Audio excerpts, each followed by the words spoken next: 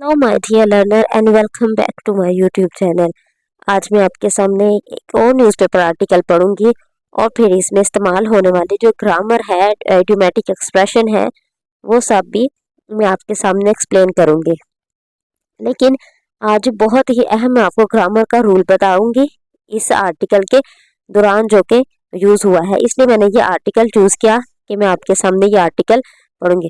तो हम स्टार्ट करते हैं अपना आर्टिकल पढ़ना बाय इट्स हेडिंग। एजे के प्रोटेस्ट। एजे का मतलब होता है आज़ाद जम्मू कश्मीर, प्रोटेस्ट का मतलब होता है मुजाहरे।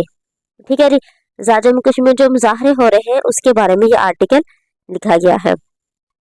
तो स्टार्ट करते हैं इसकी डिटेल। सिंस लास्ट वीक, ये देखें जी, सबसे पहले ही प्रपोजिशन आ गई है, उसके बाद लास्ट वीक जो कि एक टाइम पीरियड बताया गया है। तो ये क्या बन गया है, टाइम प्रपोजिशन है और साथ एक टाइम पीरियड, दो तीन वर्ड है और वो टाइम को बता रहे हैं। तो ये बन गया एडवर्बियल फ्रेज ऑफ टाइम। ठीक है जी, अब ये नोट करें, इसके बाद ना कोमा।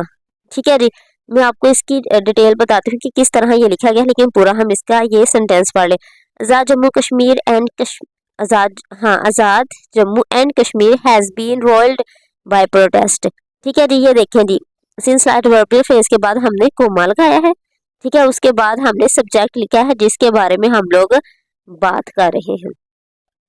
यहाँ बात ये जानने वाली है कि आपको पता है जो हमारा सेंटेंस है हमेशा सब्जेक्ट से शुरू होता है, फिर वर्ब आता है, फिर ऑब्जेक्ट आता है। लेकिन अपने सेंटेंसेस को हमने खूबसूरत भी तो बनाना होता है।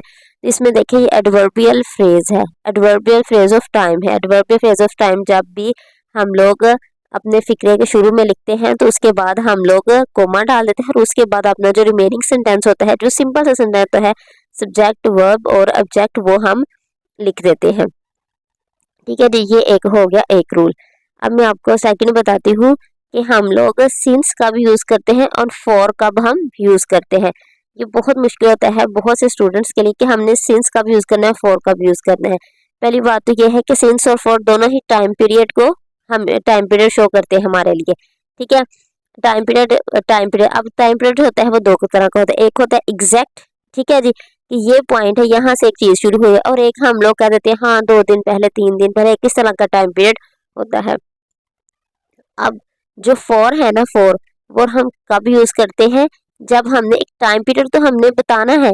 ठीक है जी, लेकिन एग्जैक्ट नहीं होता। ठीक है जी, मैं आपको कुछ एग्जांपल देती हूँ फिर आपको समझ आएगा। देखिए, we have been waiting for 2 hours.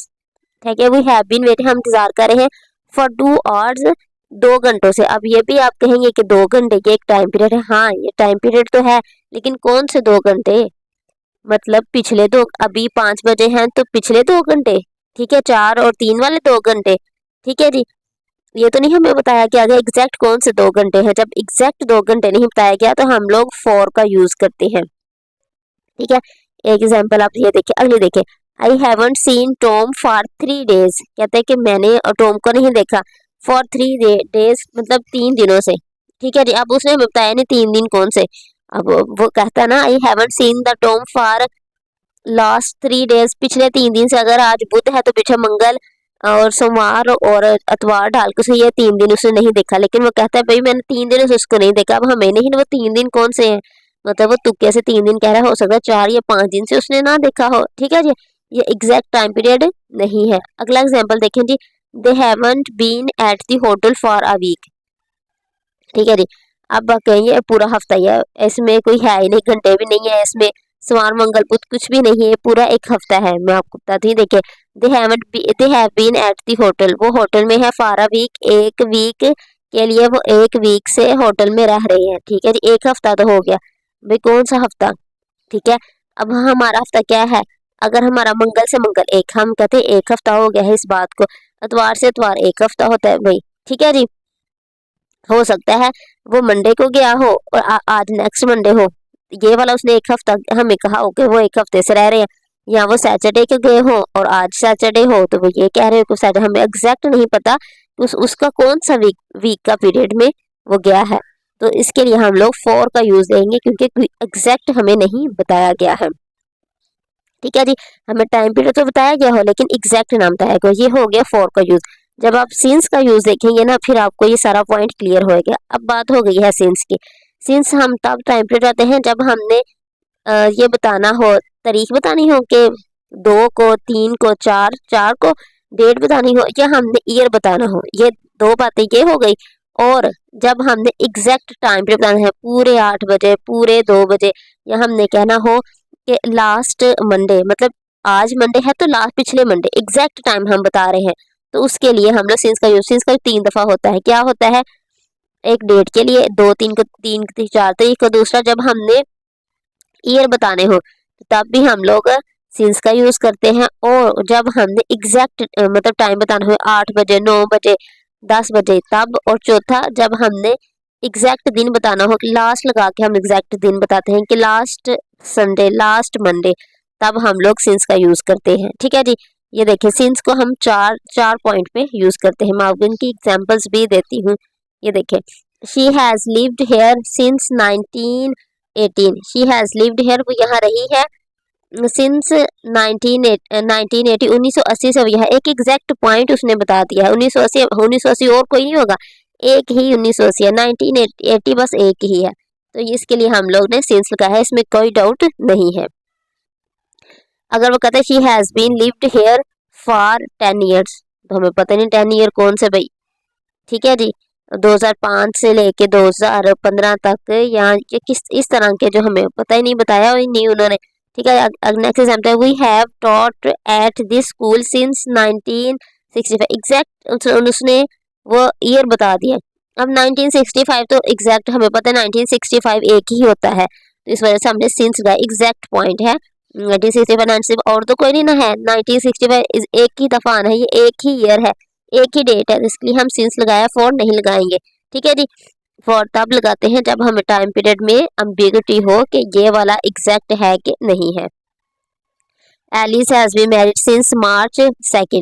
मार्च 2 मतलब मार्च के महीने की वो बात कर रहा है। वो कह रहा है कि आज अगर 15 मार्च है, वो 2 मार्च को वो शादी 2 मार्च से वो शादीशुदा है, तो 2 मार्च है। इस मार्च के महीने में बैठ के हम लोग बता रहे हैं। अब 2 मार्च वापस तो नहीं आनी, 2 मार्च एग्जैक्ट 2 मार्च है, तो इस वजह से सिंस लगा लेंगे हम लोग।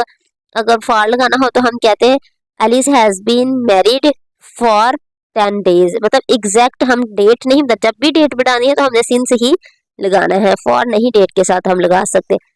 अब एक और एग्जांपल आपको बताती हूँ कि they have been at the hotel since last Tuesday. मैंने आपको बताया था ना कि होता है यूज हम लोग तब करते हैं जब हमने एग्जैक्ट दिन बताना हो कि किस दिन से। अगर हम लास्ट कह रहे हैं, लास्ट ट्यूसडे मतलब है आज ट्यूसडे है, तो पिछले वाले ट्यूसडे उसने वो होटल में रही थी, होटल में रह रही है since last Tuesday, last Tuesday. ठीक है। आई होप कि आपको समझ आया होगा कि सिंस का यूज हम किस तरह करते हैं। सिंस का एक और यूज भी है, मैं आपको बताती हूँ। अगर हमने कहना होगा ना, I I have been waiting here since 8 o'clock, मतलब एग्जैक्ट टाइम बताना है, तो हम लोग ने सिंस लगाना है। अगर हमने ये कहना हो I have been waiting here for 1 hour, कौन सा आवर भाई? 9 से 10 का, 8 से 9 वाला आवर, कौन सा आवर बता रही हो? वो नहीं है, तो तब फॉर लगाएंगे। अगर हम एग्जैक्ट टाइम बताना 8 o'clock, 9 o'clock, 10 o'clock, तब हमने सिंस लगाना है। आई होप कि आपको इन दोनों के तुम्हें डिफरेंस बहुत अच्छी तरह पता चल गया होगा। आपको वीडियो पसंद है तो like and subscribe my channel. Thank you for watching.